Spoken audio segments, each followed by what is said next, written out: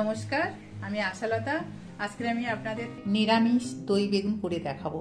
এই রেসিপিটা আপনারা ভাত, রুটি, লুচি, পরোটার সাথে খাবেন, খুব সুন্দর খেতে লাগে। তো চলুন দেখে নেওয়া যাক এই নিরামিষ দই বেগুনের রেসিপিটি। নিরামিষ দই বেগুন বানানোর জন্য আমি এখানে একটা বেগুন নিয়েছি, একটু বড় বড় করে কেটে নিয়েছি। আপনাদের নিজের একটু বড় বড় করে কেটে নেবেন। এবার এর মধ্যে আমি দিয়ে দেবো নুন, হলুদ আর চিনি। নুন দিয়ে দিচ্ছি,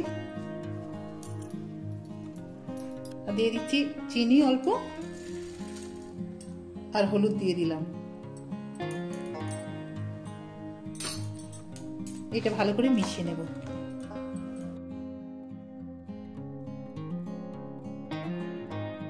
এটা মেশানো হয়ে গেছে, এবার এটা ভেজে নিতে হবে।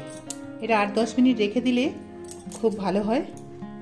এবার আমি একটা জায়গায় দই নিয়েছি, এর মধ্যে আমি দিয়ে দেবো একটু চিনি, দিয়ে দেবো দইয়ের মধ্যে অল্প একটু দিলাম। দিয়ে দেবো একটু কাশ্মীরি লঙ্কার পাউডার, আর দিয়ে দেবো একটু শুকনো লঙ্কার পাউডার। লঙ্কাটা সবসময় নিজেদের টেস্ট মতন ব্যবহার করতে পারেন।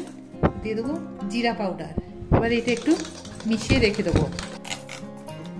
এবার আমি এখানে সর্ষের তেল দিয়ে দিচ্ছি, তেলটা একটু বেশি করে দিচ্ছি। এবারে বেগুনগুলো ভেজে নেব। এখন আমি হাই ফ্লেমে বেগুনটা ভেজে নেব। এগুলো আমি ভেজে নিয়েছি, এরকমই করে ভেজে নিতে হবে। একটু 90%-এর মতন ভেজে নিতে হবে। এবারে তেলের মধ্যে দিয়ে দিচ্ছি অল্প মেথি, আর দিয়ে দিচ্ছি শুকনো লঙ্কা, একটা তেজপাতা, দিয়ে দিচ্ছি অল্প হিং।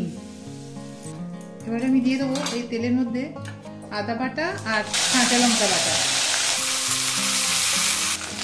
এবারে আমি দিয়ে দেবো এই দইটা দিয়ে দেবো। এখন গ্যাসটা একদম কমিয়ে রেখেছি। এটা ভালো করে কষে নিতে হবে। এবার আমি এখানে নুন দিয়ে দেবো স্বাদ মতো। মশলাটা ভাজা হয়ে গেছে, তেলও ছেড়ে দিয়েছে। এবারে অল্প একটু জল দিয়ে দিচ্ছি।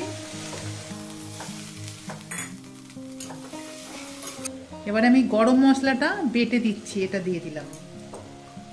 আপনারা গরম মশলার পাউডারটা দিতে পারেন, আমি বেটে দিচ্ছি। বেটে দিলে খুব ভালো একটা ফ্লেভার হয়। এবার আমি ভেজে রাখা বেগুনগুলো দিয়ে দেবো। দিয়ে এটা 4-5 মিনিট পরে এটা নামিয়ে নিলে হয়ে যাবে।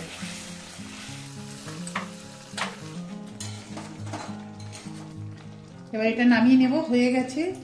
কটা কাঁচা লঙ্কা দিয়ে দিচ্ছি। অসাধারণ একটা গন্ধ আসছে, গরম গরম ভাতের সাথে দারুণ লাগবে।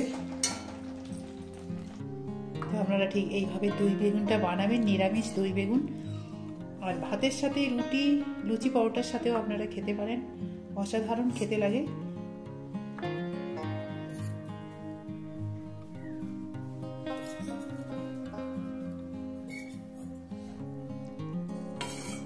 কেমন লেগেছে আমার রেসিপিটা আপনারা অবশ্যই কমেন্ট করে জানাবেন। আমার এই রেসিপিটা যদি আপনাদের ভালো লাগে তাহলে লাইক করবেন, শেয়ার করবেন, সাবস্ক্রাইব করবেন, আর আমার বেল আইকনে ক্লিক করবেন। তাহলে নতুন নতুন ভিডিওর সাথে আপনারা আপডেট থাকতে পারবেন। নমস্কার।